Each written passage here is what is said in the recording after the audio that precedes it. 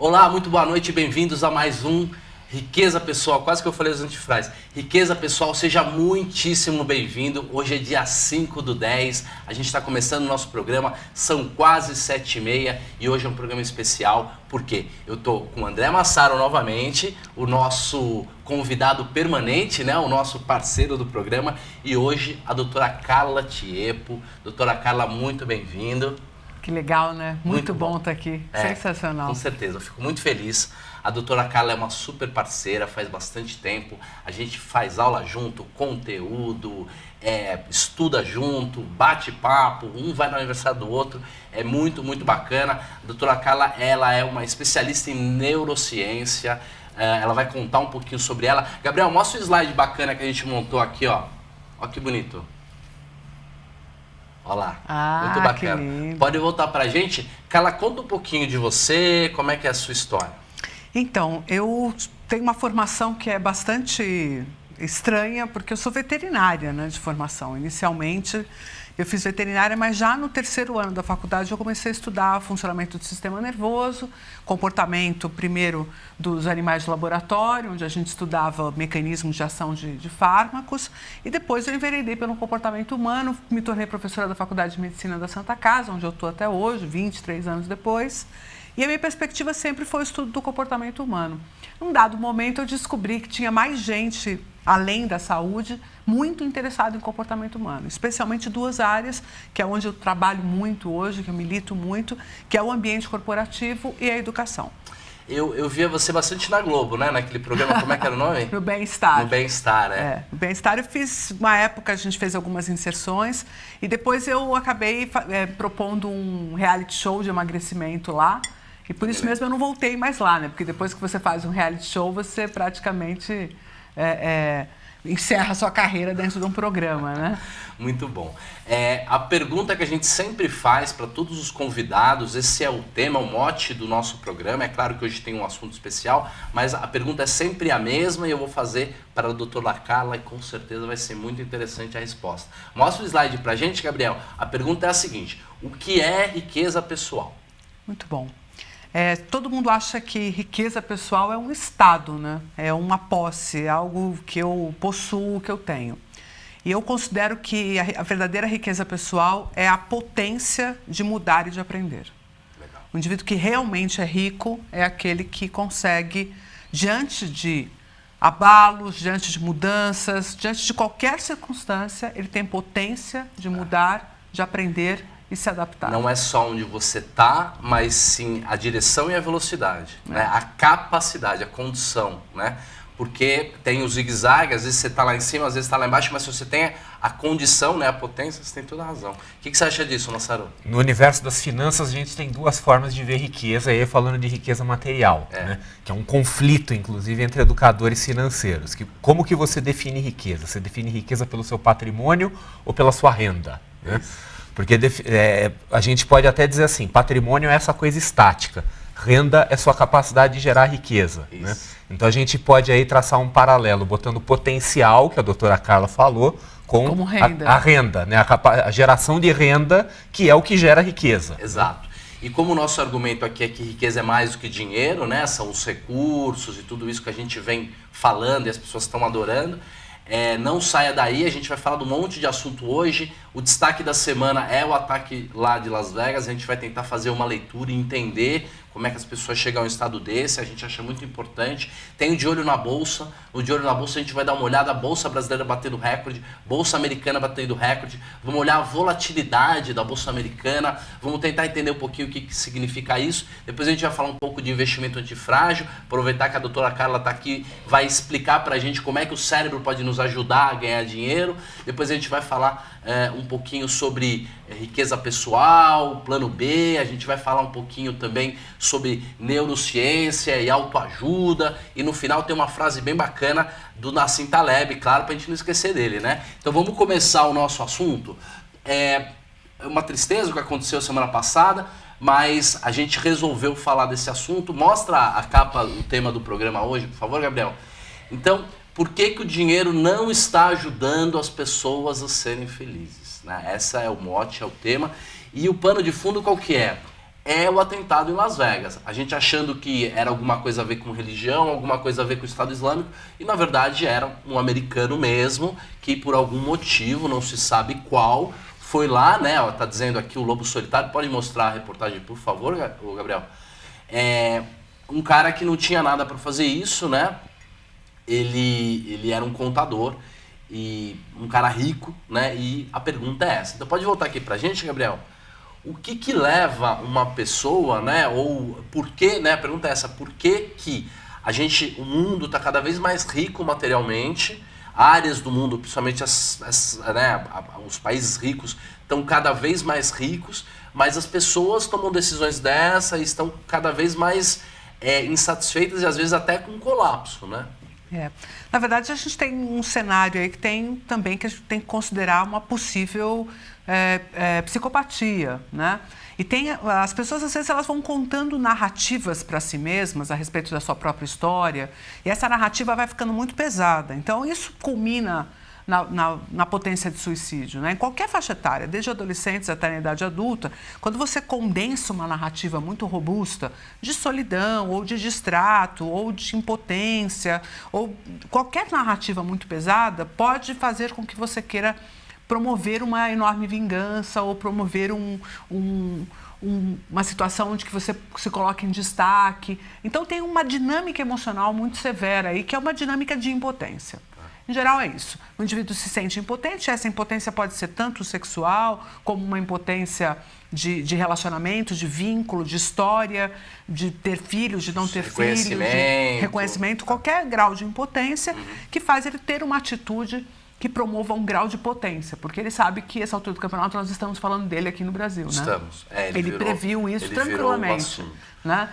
Só que tem uma coisa muito importante, é o seguinte: o que constrói essa narrativa no século XXI? Porque existem muitas razões para a gente ser infeliz no século XXI. Porque nós vivemos numa enorme necessidade de consumo, numa perspectiva de que só as coisas que eu possuo são de fato minha riqueza. Eu não tenho uma riqueza pessoal, uma riqueza interna que seja meu patrimônio, independente da roupa que eu visto ou daquilo que eu ostento. E eu tenho uma dinâmica de reconhecimento por causa das redes sociais, por causa de tudo estar muito à mostra. Então, todo mundo sabe quem é a Carla, o que ela veste, onde ela vai, e isso é o meu retrato de mundo. Sabem mais sobre isso do que sobre o que eu penso, entendeu? E isso também acontece com você, também acontece com você. Né? As pessoas sabem mais do que a gente faz do que o que a gente fala. E às vezes o excesso acaba gerando uma desvalorização, né? Quando as coisas eram muito escassas, a gente estava falando disso aqui, as pessoas valorizavam isso, né? O que a turma está falando aí? O Adriano, né? Adriano, acabou, o pessoal ainda está meio tímido, né? Então vamos lá, vamos interagindo. Que ele está falando aqui, olha, um louco hoje, né? Palavras dele, queimou uma creche em Minas Gerais. O que falta, crianças em uma creche. O que falta à população em geral é amor e não dinheiro. Sim, né? Quer dizer, eu acredito que sim. Mas, por outro lado, eu também não sei se a resposta é tão simples assim. Tá faltando, né? Claro. Mas às vezes não sei se é isso. Especificamente no caso do cara de Las Vegas, por exemplo, eu ainda não formei opinião sobre o assunto. Eu não me sinto ainda confortável para chegar a qualquer conclusão do que aconteceu. Mas eu tenho acompanhado com muito interesse as teorias conspiratórias, principalmente aquelas que envolvem o irmão dele. Né? Que essa é a história mais mal contada da face da Terra. Então, eu vou aguardar alguns dias pelo desdobramento disso para ver o que eu vou achar disso aí. Eu acho que a gente não consegue gerar nenhuma grande conclusão, mas a conclusão que gera é isso. Mesmo com dinheiro, mesmo com riqueza material, a pessoa pode estar tão insatisfeita e triste, em depressão e colapso, que pode causar um absurdo desse. Então, acho que a única conclusão que a gente pode chegar é isso. Mesmo que a pessoa esteja rica financeiramente, você vê a noiva do Mick Jagger, que era uma das famílias mais ricas, não sei se da Inglaterra ou dos Estados Unidos, também tirou a própria vida. Sim. Quer dizer, se a mulher do Rolling Stones, a noiva do cara do Rolling Stones, que tem todo o dinheiro do mundo, tira a própria vida, então esse é o questionamento que a gente deve fazer. Agora, tirar outra conclusão é muito difícil, né? Eu vi agora de tarde, eu estava num evento de educação e eu vi uma psiquiatra falando sobre suicídio.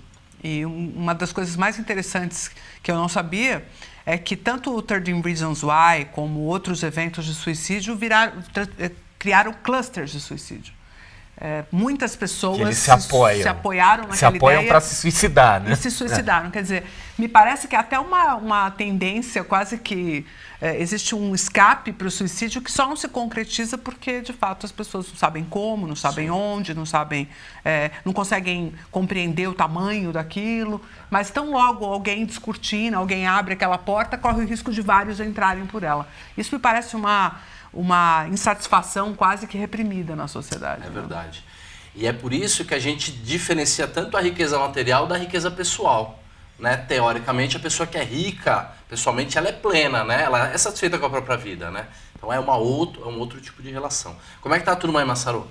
Tá, o pessoal está começando a se manifestar. Né? Então tá o Joelson aqui. Boa noite. Um dos motivos para mim é que as pessoas não aprenderam o valor do dinheiro para ser usado no que é bom. Também, né? Quer dizer, também é um comentário bom, né? Mas continua aquela coisa assim, as pessoas estão... Eu sinto que o pessoal está procurando uma resposta simples e não tem uma resposta simples para isso. Não, né?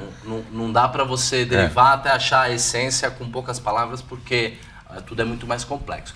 Agora, um outro quadro, pode voltar aqui para a tela, por favor, Gabriel? De olho na bolsa. Então nós vamos dar uma olhadinha. Bolsa brasileira, olha lá, isso aqui são candles semanais, cada um desses carinhas aqui é uma semana. Veja que a gente teve um candle branco de alta aqui na máxima. Então a gente fazendo máxima histórica essa semana. O pregão, eu não vi o fechamento, eu peguei isso aqui um pouco antes do fechamento, mas fechando muito perto da máxima. E a Bolsa Americana também, a mesma coisa. É claro que a gente é filial deles, né? Então, um dos motivos da gente estar no máximo é eles também estarem. Então, mais uma semana, são gráficos diários. Então, cada um desses candles, dessas velinhas verdes aqui, são dias de alta. Então, veja que a semana inteira a Bolsa Americana subiu. E aqui é a volatilidade, que é o quê? A percepção de risco, a sensação de risco, o medo das pessoas. Não é necessariamente o risco, porque o risco não é mensurável. Ela é a percepção de risco. E o legal é que esse VIX não é através de série histórica que ele calcula. Pode voltar para mim, Gabriel.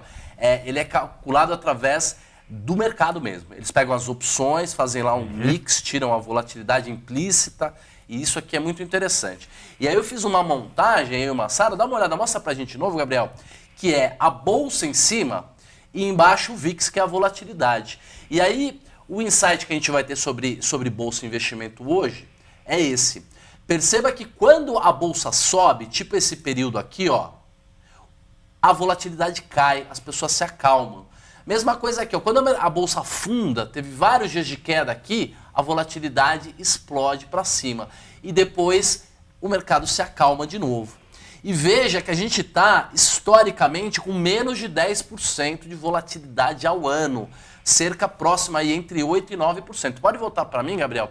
Significa que a variação passada, né, fez com que os agentes se acalmassem e os preços que estão negociando os derivativos, as opções, o prêmio de risco que está sendo negociado está extremamente baixo.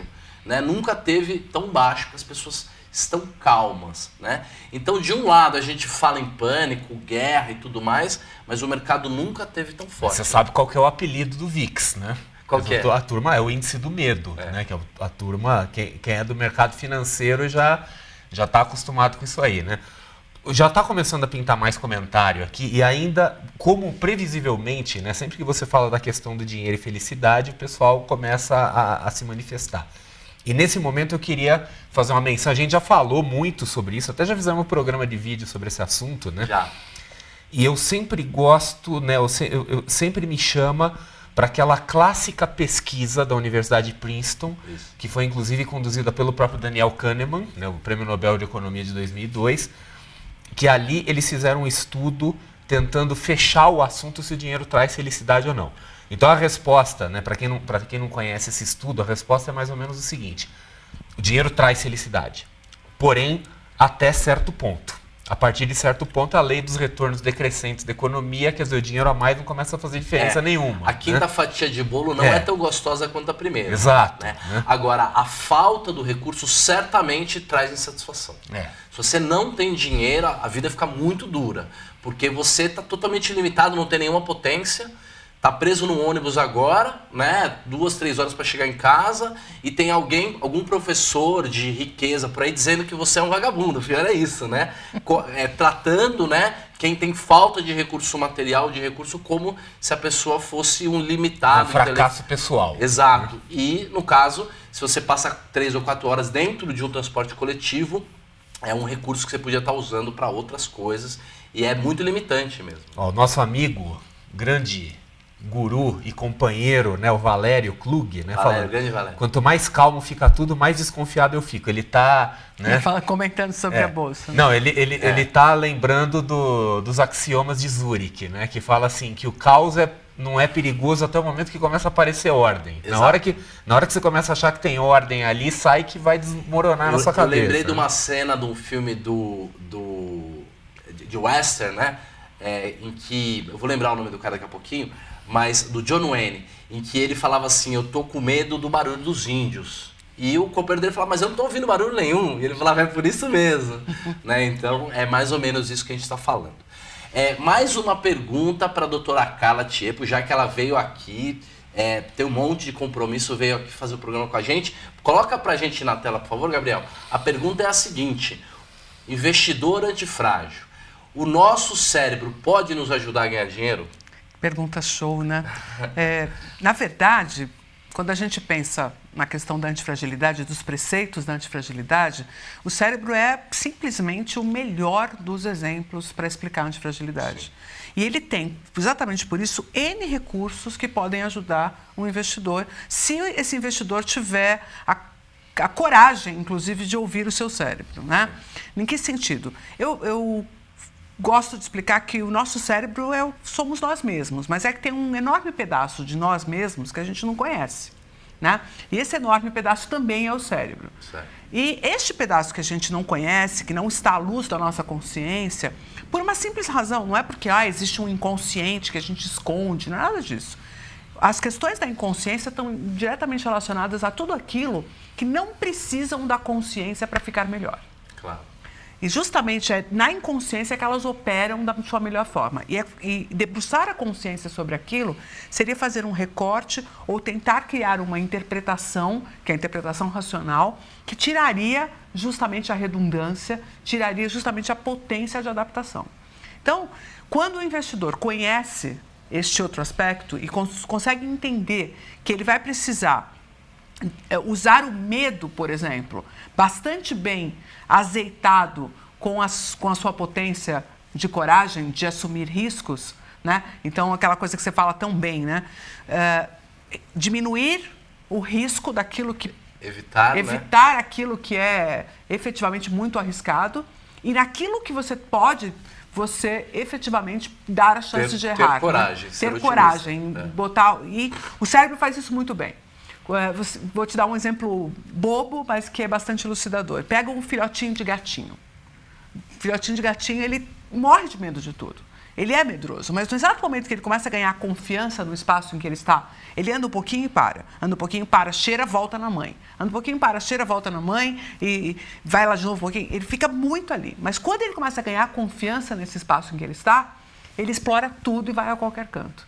Então, é mais ou menos isso que eu acho que o investidor antifrágil deveria garantir. Conhecer bem o terreno no qual ele está andando e depois se sentir confiante por causa do conhecimento que acumulou. Né? Isso daria uma potência muito grande a ele. Até porque existem os vieses, né, também de comportamento, né, de decisão. O Massaro conhece bastante isso. E que a gente mesmo se engana, né? Porque a gente estava acostumado a tomar decisões simples. Hoje as decisões são mais complexas, né? E aí, às vezes, a gente também tem um viés cognitivo. Então, conhecendo isso, né, sabendo que a gente faz esse tipo de erro, entendendo o nosso cérebro... E a dinâmica racional é uma dinâmica linear. Ela não é uma dinâmica complexa. E a dinâmica emocional e a dinâmica inconsciente é complexa. Então, quando você escuta essa dinâmica, que é a dinâmica complexa da sua emocionalidade, porque todo mundo fala, mas você está falando que tem que trazer emoção?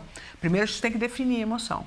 Emoção é um baita de um sistema regulatório. Claro. Porque vocês que são investidores experientes, quando sentem um cheiro de qualquer coisa, Sim. vocês estão operando com emoção. Claro. Pode ser que vocês não saibam, mas isso chama-se emoção. Claro. Toda vez que você fala, isso aqui a não falta me do cheira medo bem... seria uma tragédia, não seria? Não tenha dúvida. E o medo é uma emoção. O medo é uma Então, emoção. se tirasse totalmente a emoção, também tiraria, por exemplo, o medo, e aí o cara se arriscaria que nem um louco, né? Não pensaria nas consequências. Se você parar para pensar o que seria possível para a sobrevivência, viver sem prazer ou sem medo, você vai concluir que, apesar de todo mundo preferir viver sem medo, a única chance de sobrevivência que nós teríamos seria vivendo sem prazer. Caramba, dentro dessa opção. Porque sem você medo tem que abrir mão do prazer e continuar com o medo. Porque o medo te garante a sobrevivência, o prazer não. Muito pelo contrário, ele te impulsiona, às vezes, para o precipício. Né? Exato. Agora a gente vai fazer aquele quadro que a gente chama de riqueza pessoal, em que a gente explica um pouco melhor a nossa filosofia. Filosofia desenvolvida por mim, pelo Massaro, pelo Afonso, e que a Carla, pelo menos um ano, vem ajudando a contribuir, e ainda bem, né? Porque sem os conhecimentos dela a gente não conseguiria avançar tanto. Então, na semana passada, vocês se lembram, quem não assistiu, assiste o programa passado, com o Thiago Salomão, foi muito legal. A gente falou, primeiro, que todo mundo quer ser feliz, o objetivo e o propósito de todo mundo é ser feliz, mas a gente está constantemente insatisfeito. E isso não é tão ruim, porque se a gente fosse plenamente satisfeito com a nossa vida, a gente não iria atrás de desafios, não iria tentar conquistar nada, ia ficar sentado no chão, né? E só tomando sol. Então a gente tem esse dilema de estar insatisfeito, mas querer ser feliz. E aí, para isso, a gente precisa diminuir essa insatisfação para aumentar a plenitude. E aí a gente contou que a gente foi estudar a vida e descobriu, né, como nas ciências naturais, foi tentar descobrir qual é o menor pedacinho da vida ou a malha que tece a vida, e descobriu que são os eventos, os acontecimentos. E aí a gente falou que existem basicamente dois tipos de acontecimento. Aqueles que eu tenho como interferir, que eu sou agente do processo decisório, em que eu posso escolher pelo menos uma parte dele, e aquele que eu não interfiro. Vai chover ou não? Eu não sou São Pedro, eu não mando na chuva. E aí a gente chegou na escolha, né? E aí a gente tem duas maneiras de escolher, a rápida e a devagar. São as duas maneiras que o Daniel Kahneman nos ensinou. E aí, a devagar é a analítica, o cérebro, né, conscientemente faz uma escolha, e a escolha rápida, a automática, é aquilo que a gente faz automaticamente, como respirar, andar, e também os hábitos, né? Então, para concluir mais um pedaço da nossa filosofia da riqueza pessoal, a única maneira de evoluir, então, é interferindo nos eventos quando a gente pode, é fazendo escolhas, e são as escolhas analíticas, quer dizer, pensando quando eu posso tomar uma decisão, e principalmente tendo bons hábitos, né? Porque enquanto a gente está batendo um papo num restaurante, um papo super nobre, interessante, a gente está enchendo o prato de comida. Se a gente não tiver um bom hábito alimentar, não entender bem de comida, a gente só vai pegar bobagem e vai acabar, né, atrapalhando a vida, ficando mais pobre, porque quem não tem saúde é pobre, né? Então, e para isso a gente precisa de recursos, né? Para poder tomar boas decisões, fazer boas escolhas, a gente precisa de recursos. Então a gente acha que a riqueza pessoal ela é constituída de 5 recursos. Quais são eles, Massaro? Grana. Dinheiro. Grana. Isso. E que mais? Dinheiro. Saúde.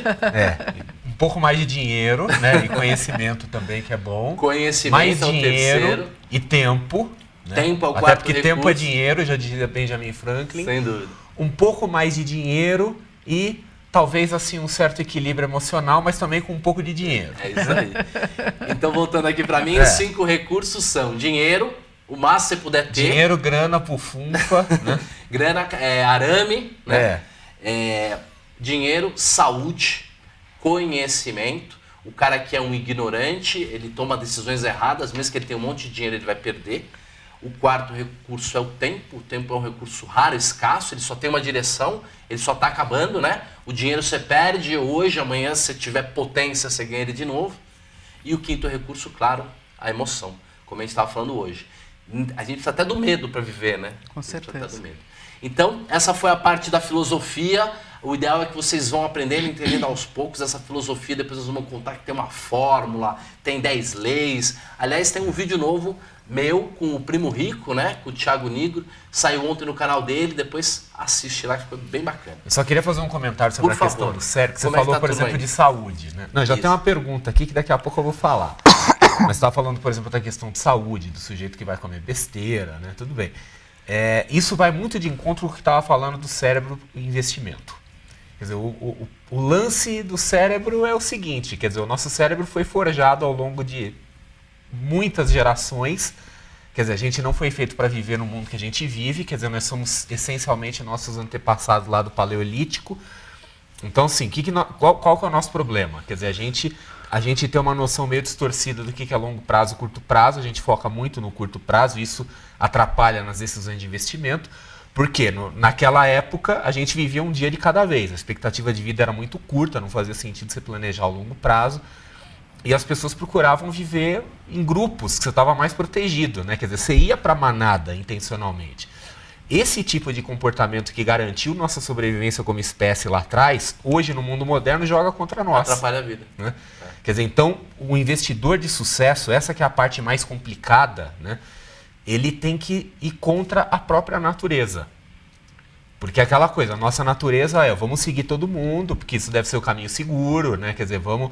E no mundo dos investimentos é isso, quer dizer, a maioria das pessoas perde grana, basta você olhar, você sai na rua, quer dizer, o que mais tem na rua? Gente rica ou gente pobre? Né? Com certeza. Então, né, seguiu a maioria para lá que você vai. E qual que é a pergunta? A pergunta é do Andrei Marafon, né? Então olha a pergunta, ele pergunta assim, opa, peraí que Escapou foi aí. para baixo aqui, né?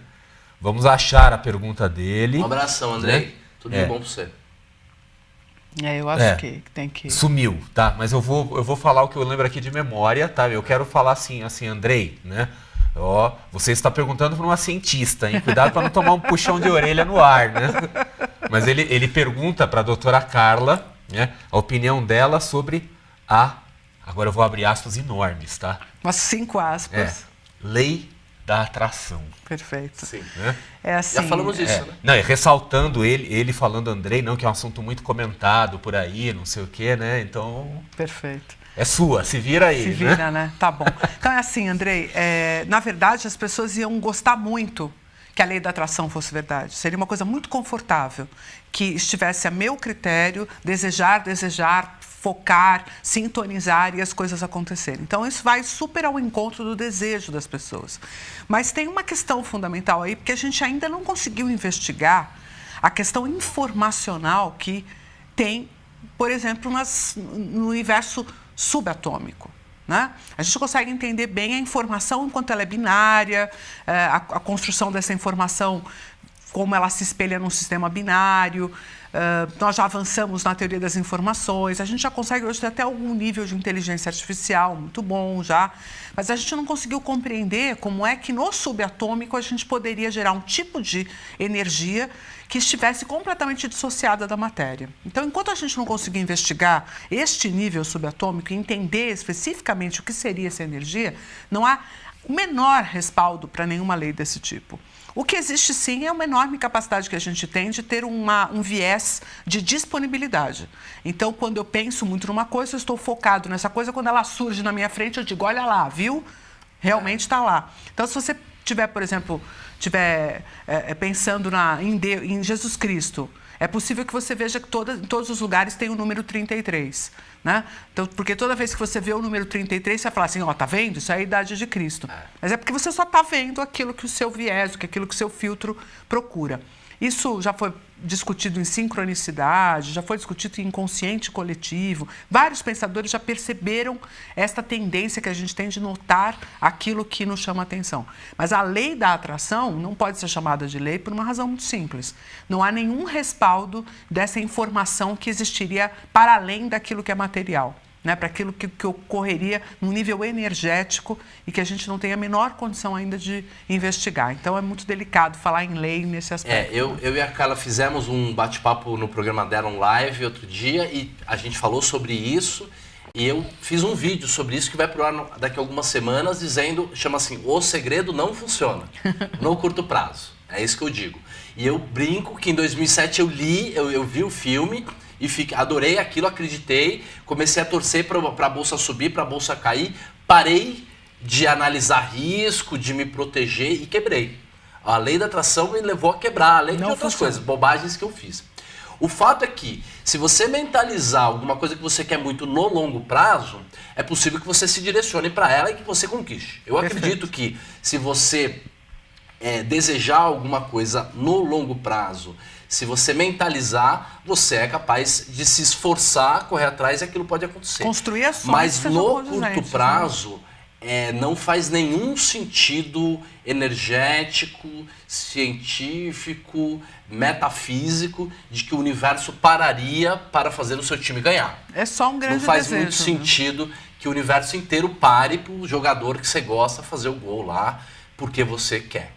Porque não faz sentido para o universo, muito egoísmo. Imagina, você tem a mesma quantidade de torcedores de um time e de outro. Se todos resolverem desejar muito fortemente, para o mundo. O mundo estaciona e aí a gente espera ver para que lado tem a tendência. Mas é um assunto interessante. E também metáforas com a física quântica, tem que tomar cuidado. Sim. Sempre são metáforas. Ontem eu tive um papo com um super biólogo, um cara doutor, tal, ele vai aparecer daqui a pouquinho numas aulas. E ele fala, olha, tudo isso que o Taleb fala é verdade, as redes, tal, mas sempre trabalhando como metáfora. Né? São ciências diferentes, as aplicações são semelhantes, mas para por aí, né? Perfeito. Como é que tá a turma aí? Mais alguma pergunta? O pergunta? pessoal ainda está um pouco tímido. Legal. Né? Mas a Mayra aqui falando assim, o mercado financeiro é um mundo paralelo, tem vida própria, ele absorve o que bem quiser. Né? A gente sabe que o mercado financeiro é mesmo um mundo paralelo, mas eu não sei exatamente o que ela quis dizer aqui com absorve o que quiser. O Fischer, né, que é um grande gestor e investidor, tem vários livros publicados, ele chama o mercado de o grande humilhador. Eu gosto de chamar o mercado de o grande humilhador.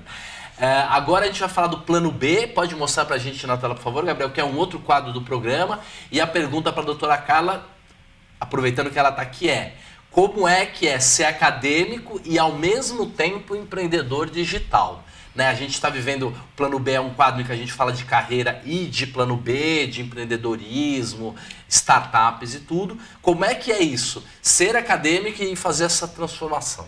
Eu estou há 9 anos já montando uma empresa. Eu não fiz ela no formato de alavancagem muito rápida, não fiz ela no formato startup, eu fui construindo ela aos pouquinhos, mas ela é uma empresa que entrega conteúdo. E, a princípio, ela entregava conteúdo presencial, então a gente tinha cursos especificamente de neurociência, porque eu entendia isso como um filão interessante, né, que era levar a neurociência para quem não teria acesso formal a ela, né, então várias áreas, vários profissionais. E daí a gente montou essa iniciativa, daí ela virou um plano B. Ela não era um plano B. Eu ia continuar na academia e eu ia ter um negocinho para fazer... Mas hoje ela virou plano A até então, né? Nós estamos bem próximos de transformá-la no plano A, porque há 6 meses eu já reduzi minha carga horária na universidade, eu tinha 40 horas, eu fui para 20 horas, montei uma estrutura um pouquinho maior e... Agora a gente já está quase assim, eu diria que há uns 4 ou 5 meses de assumir como plano A. Que legal. Quem quiser conhecer mais o trabalho da doutora Carla, pode colocar a doutora Carla Tiepo, né? Com 2 P's. 2 P's de pato. Ou Inédita Cursos, não é isso? Inédita Cursos ou Grupo Inédita, que é onde tem todo o trabalho que a gente faz. E essa pergunta que ele fez foi o Massaro, né? Então tinha a ver também com... Até pelo seguinte, quer dizer, nós temos, e de novo a questão do viés e do preconceito sempre presente. Quer dizer, nós, eu digo a maioria das pessoas, nós temos uma visão de que se uma coisa é popular é porque academicamente ela não deve ser muito boa e vice-versa. Quer dizer, então tem poucas pessoas que conseguem conciliar uma atividade acadêmica respeitável, pessoas respeitadas na comunidade científica, aquilo tudo, e ainda assim ter uma atividade de popularização. Você é um dos casos aqui no Brasil, né, de que tem essa respeitabilidade acadêmica, mas está fazendo coisas aplicadas para pessoas comuns, né? Então, por isso que a gente queria explorar um pouco, porque mesmo fora são poucos, sim, né? Sim. Na verdade, fora, a academia está mais próxima da iniciativa privada, né? Elas se conversam mais. O Brasil é muito preconceituoso em relação a isso, e é a academia quem é preconceituosa, né? Porque a academia no Brasil ela é meio voto de pobreza, meio franciscana, então, ok, eu vou servir a ciência. Se você faz qualquer coisa, se você ganhar dinheiro, você é é feio, uma pessoa impura. É impuro, né? Tem uma opção de coisas aí que estão relacionadas. Mas eu vou te dizer, André, que tem uma outra questão importante aí, que é a seguinte. Nós investimos dinheiro em ciência nesse país. As pessoas acham que não, mas a gente investe sim. Não investe o que deveria, não investe o que poderia. Poderíamos fazer mais, temos cérebros para fazer coisas incríveis, porque numa determinada faixa da sociedade a gente produz cérebros incríveis, que inclusive a gente exporta. Mas o que acontece? A grande parte desse investimento não retorna para a população, porque a nossa população é apartada da ciência. Então, enquanto a gente fica esperando que a população busque a ciência como respaldo, nós não vamos devolver esse investimento à sociedade. Então, esse movimento de levar o conhecimento da academia para a sociedade é um movimento de fazer valer o investimento. Claro. Eu sou inteira patrocinada pela sociedade. Eu estudei na Universidade de São Paulo, eu fiz minha pós-graduação lá, eu desde sempre fui fomentada com bolsas da FAPESP, do CNPq, meus projetos de pesquisa receberam investimento. Então, a minha história ela é pautada no investimento público. Eu tenho que devolver isso à minha sociedade. E aí, por exemplo, escrevendo papers em inglês, eu não vou fazer isso, porque na população brasileira apenas 8% consomem qualquer coisa em inglês. Né? E é o que o Taleb diz, a solução para o Brasil ela é de baixo para cima. Não adianta falar, não, nós vamos trocar quem está lá em cima e vai resolver. Não, porque quem está lá em cima é exatamente o reflexo de quem está embaixo. É um reflexo de quem está embaixo. Ó, tem uma pergunta interessante para a doutora Carla aqui. Né? O Maurício falando, faço trading, né, com dinheiro alheio e minha performance é infinitamente maior do que quando tomo riscos com o meu dinheiro, com dinheiro próprio. Né? Doutora, acha que o medo não é negativo na capacidade de raciocinar e manter por mais tempo as decisões? Né? Como é que ele chama? É o Maurício. Maurício, é o seguinte, o medo que você não conhece, o medo que você não domina, o medo que não está em contato com a sua racionalidade. É justamente pelo fato de que a grande maioria das escolas diz assim, te afasta da emoção, homem não chora, não sinta medo, vai com fé, que faz com que você não tenha contato com a sua emocionalidade. E aí ela deixa de ser o seu respaldo, você não usa mais essa emoção como filtro e passa a usar ela como um breque. Na verdade, existem muitas formas de emoção. E a gente tem que considerar quais dessas emoções são genuínas, porque a grande maioria das emoções que a gente deixa aflorar são as emoções das quais a gente não tem controle nem conhecimento. Essa conversa da razão com a emoção, ela não é para deixar você mais mole ou para deixar você mais frágil, ela é para deixar você mais forte. Para fazer com que você use informações apropriadas e saiba julgar o que é um medo genuíno e o que é esse medo que você acabou de manifestar, que é o medo de, o que é meu, eu tenho esse apreço. Né? É um apego, né? Na verdade, é quase como usar o medo a seu favor. Exato, necessário. Não, medo de perder dinheiro do cliente faz ele provavelmente respeitar todas as regras de gerenciamento de risco. Né? Pode ser isso também. Mas ele diz que ele performa pior com o dinheiro dele, né? Não, ele aí que tá. O que eu entendo do que ele está falando, assim, talvez quando ele está com dinheiro de terceiros, ele deve ficar mais travado, ele fica com medo, né? E aí ele opera de forma mais racional, talvez se expondo a riscos de forma mais... Puxa, eu tinha entendido o contrário, quer ver? Eu tinha entendido que quando ele está quando ele está operando com o dinheiro dele, ele tinha um desempenho pior. Não, então, mas é exatamente, assim, é isso que ele fala aqui. Que o medo não é negativo na capacidade de raciocinar e manter por mais tempo as decisões? Legal. É que eu acho que a segunda parte da pergunta não casou muito bem com a primeira. O que eu entendi é que quando ele administra o dinheiro de outros, ele tem menos medo, porque o dinheiro não é dele. É isso que acho que foi isso também mas que eu entendi. Mas de qualquer maneira, o próximo assunto é o Momento Zen, né? O último quadro, aliás, o penúltimo quadro do programa, depois a gente tem a citação. E aí, mais uma pergunta para a doutora Carla, uma pergunta muito legal, acho que até provocativa, todo mundo vai gostar disso. A pergunta é essa: é possível uma autoajuda baseada na neurociência, uma autoajuda científica?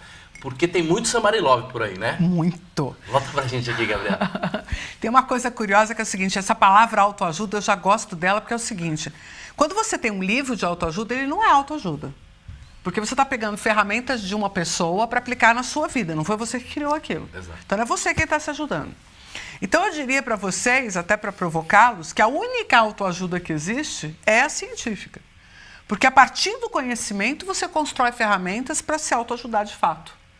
Entende? E a neurociência é bárbara nisso, porque a neurociência ela te dá um conhecimento tangível sobre o funcionamento do ser humano em todas as suas dimensões, na dimensão social, na dimensão cultural, na dimensão espiritual, na dimensão biológica. Todas essas dimensões complexas interagindo dentro de um cérebro e promovendo, então, uma dinâmica de conhecimento que permite que você, de fato, se autoajude. Porque qualquer outra coisa não é autoajuda, é heteroajuda. Alguém está te dizendo o que você deve fazer, está te trazendo uma cartilha de ações, dizendo como você deve pensar.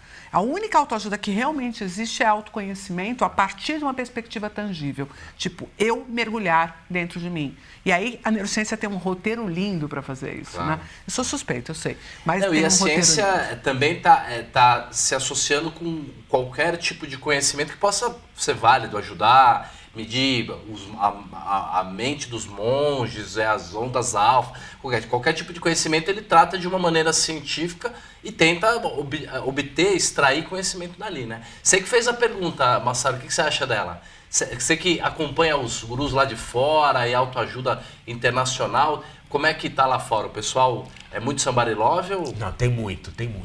É que assim, já começa a aparecer alguma coisa. Antes era só somebody love, né? Quer dizer, não tinha nada que tivesse alguma base científica. Agora já começa a aparecer. Isso vem até de encontrar o que a gente estava comentando recentemente aqui, né? Há poucos instantes, que assim, hoje um cientista, ele já não é mais imediatamente atacado e visto como impuro se ele fizer alguma coisa que tem aplicação prática. Claro. Por exemplo, eu vou até dar um exemplo, um caso concreto, até para a gente comentar sobre um livro, alguma coisa assim. Um cara dos Estados Unidos que é bastante conhecido, que é o Robert Cialdini, né, que faz o livro lá de influência, né? E acho que aqui em português chama O Poder da Persuasão. Isso. Ele é um caso clássico, ele é um cara extremamente respeitado no segmento acadêmico. Ninguém bota o dedo no nariz dele e fala, você é um picareta, você é um vendido, não sei o quê. E ele tem um livro que é um livro de autoajuda, né? Quer dizer, todos os caras de marketing digital, marketing offline, leem o livro dele, né? Então, assim, eu vejo que talvez por conta disso, cada vez mais pessoas de formação científica começam a ficar mais à vontade para fazer esse tipo de coisa que em outros dias iriam deixar eles estigmatizados, né? E porque também uma coisa importante, André, que assim, quando a gente é cunhado na academia, a gente tem muito pudor na hora de achar. A gente acha com muito cuidado, né? O acadêmico ele não sai achando. E aí eu acho que o que acontece, o grande problema desse somebody love da autoajuda é que o povo acha muito. Ele vê uma coisinha, sabe? Vê a peninha pra fora. Né? Vê uma peninha pra fora e fala, aquilo ali tem uma galinha, né? Entendeu? A dieta funcionou comigo, então eu vou fazer totalmente como se aquilo fosse uma verdade absoluta. Generalizando. Usa aquilo para vender, né? Então é bem complicado. Influenciam pessoas, influenciam comportamentos. Aí as pessoas... Tem uma outra coisa que é muito séria, que assim, as pessoas falam, não, eu tenho certeza que isso funciona porque ninguém volta aqui para reclamar. Mas também ninguém volta aqui para te indicar. Né? Ninguém volta aqui para te indicar. Eu quero saber quantos indicam o seu trabalho. Galera, tá acabando. O programa é muito bom, é assim, né? Passa muito rápido. Então, a doutora Carla vai falar a frase final do nosso programa, que a gente escolheu, que é do Nassim Taleb. Lê pra gente. Mostra aí, Gabriel, faz favor. Olha, pessoal, isso tem tanto a ver com neurociência que vocês não conseguem nem imaginar. Mas o Nassim Taleb diz o seguinte, que os 3 vícios mais prejudiciais são heroína, carboidratos e um salário mensal. Isso é pura dopamina, sempre. Pode voltar pra gente, com certeza. Os dois são extremamente viciantes mesmo, né? E o salário mensal é fragilizante, né? Ele é tão confortável que você se acostuma, o Taleb chama de esteira rolante. Você se acostuma tanto com aquela vida que você não se vê mais vivendo sem o salário daquele. E isso fragiliza enormemente, né? Tira toda a potência, né? É isso aí. Ótimo. Gente, muito obrigado mais uma vez pelo programa. Tudo de bom para vocês. Uma ótima quinta-feira. Um abração para todo mundo. Vamos terminar na do meio, Gabriel? Um abração para todo mundo. Quinta-feira que vem tem mais, hein? Tudo de bom. Semana que vem, o programa com o Joel, que é da Fundação Neymar. Vai contar aqui como é que funciona a Fundação Neymar. Vamos falar também de riqueza de Neymar. Vai ser muito legal. Obrigada pelo convite, meninos. Valeu, um abração e tudo de bom. Um abraço, até.